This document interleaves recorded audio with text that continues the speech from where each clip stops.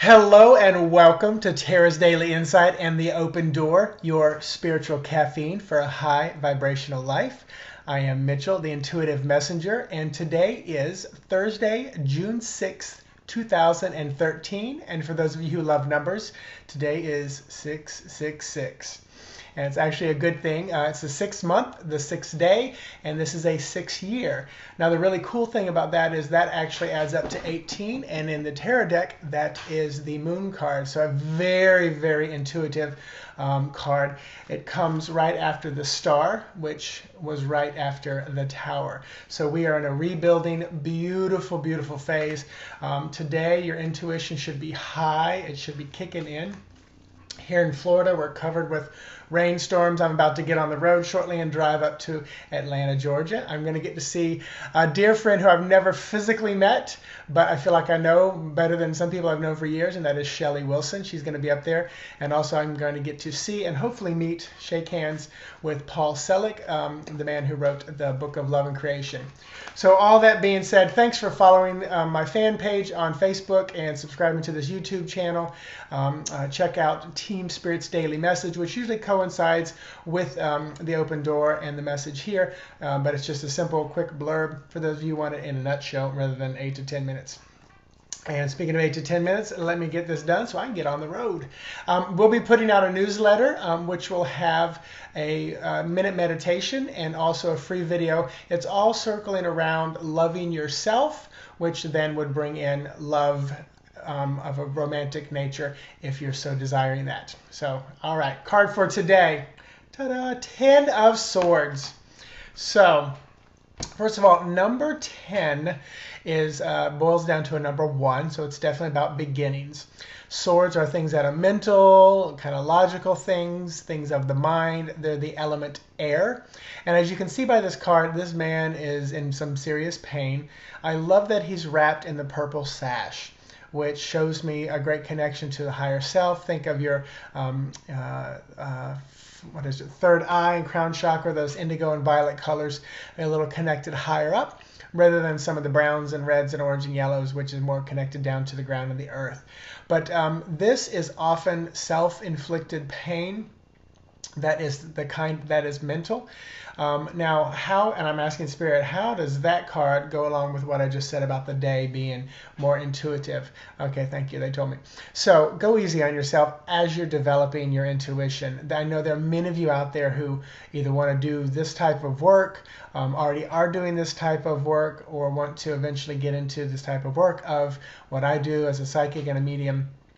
And I tell you, professionally, I've been going here 7 years, studying hard 10 years, but all my life working at it in some way, shape, or form that would fit into my belief system. So all of that being said, there were definitely times where I would drive away from a class and go, my goodness, I have no business doing this, let alone ever thinking about becoming a professional. And then there were times when, as a professional, I'd walk away from readings going, oh my gosh, what did I just do? You know, but I would get confirmation and back from the client saying everything was right. So I just need to get out of my way and allow its Spirit and all those on the other side to speak through me. I give them permission when I go through the open door. I vibrate as high as I can for what I would call protection, what many of you call protection. Same thing as surrounding myself with love and light, because light is the highest vibrational form. All that is in my belief system. So coming back to this card and this day, go easy on yourself, because I feel like the pain here is inflicted. It's mental, you know, where you kind of beat yourself in the head and you have that dialogue over and over and over in your head about how you're no good, about how the people on TV do it so much better than you. And I know I echoed this yesterday in a post or in the video that I was in. It was the open door. You know, that stuff is edited and you get to see the 20% of hits that are so right on. And, I still believe they do a great job. The great readers, great psychics, all of them that are on TV.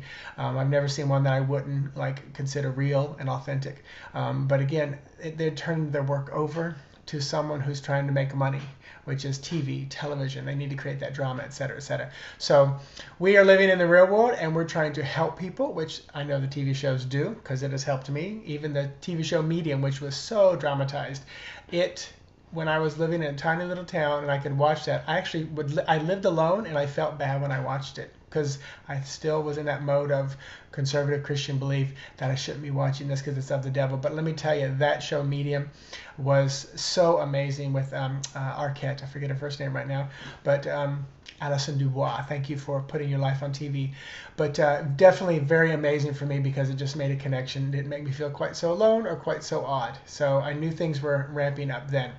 So let me shift into the open door as you continue on with this 10 of Swords and this 18 day, which is our moon day. So I will talk to you guys in the open door. Well, hello, and thank you for staying tuned into the open door or jumping right over here. Still Mitchell here, and thank you for watching. I tell you, when in the break time, I bow my head and I just say, you know, Spirit, what do you got going on? What's happening?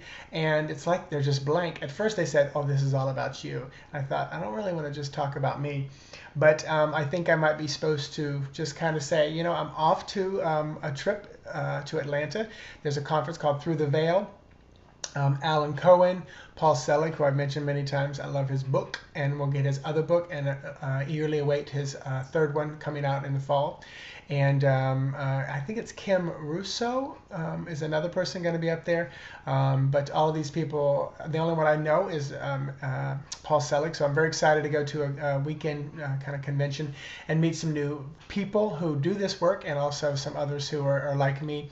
They're seeking knowledge. So I get to see Shelley Wilson, who I read post a lot of her stuff. She's been a dear friend. I've been on her radio show 1 or 2, maybe 3 times. So I'm very excited to meet her in physical form. And yeah, so I'm not going to belabor just rambling on just for the heck of it. So I thank you for watching. I truly, truly thank you for watching. Give and it comes back, people. I say that, and you don't give just to get back, but you give because you have to. I mean, it's something, I don't know how not to anymore, not to just give. So I thank you for all that you have done for me, and my intention for this is that we all raise the vibration of this planet and live a much more peaceful and happy existence in joy, knowing that we're enough and that we deserve what comes to us. So I say to you, namaste, have a wonderful day, and I will talk to you tomorrow.